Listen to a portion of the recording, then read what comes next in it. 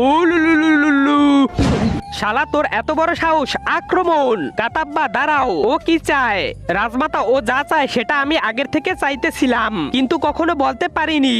আরে বলবা তো ও কি চায়? এই শালা বাহুবলের বদলে আপনার সাথে রাত কাটাতে চায়। তার মানে তুমিও চেয়েছো?